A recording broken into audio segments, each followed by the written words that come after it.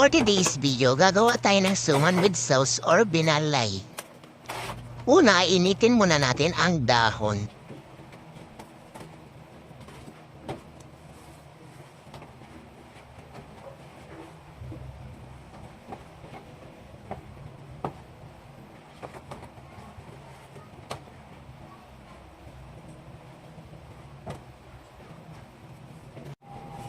And then, punasan naman natin ito.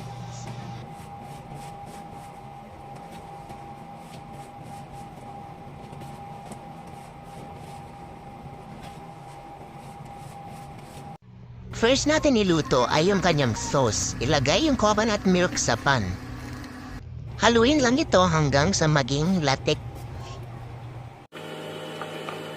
Then sunod naman natin yung panucha. Iwain lang natin ng maliliit para mabilis ito matunaw. Next naman natin ilagay yung panucha sa oil ng coconut. Haluin lang ito. At lagyan ng kalahating tubig. Haluin lang ito ulit hanggang sa lumapot. And then, ihalo na yung latik. Sunod naman natin ngayon yung malagkit. Ayan. Timplahan lang natin ito sa tubig. And then, imix lang natin gamit ang ating mga kamay hanggang sa maging ganyan yung texture. Saka natin siya ibalot sa dahon. Ayan, ganyan lang siya kasimple.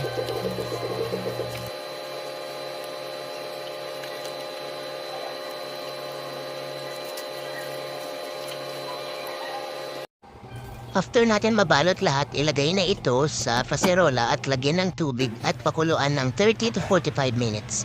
At ayan, tapos na. Yummy!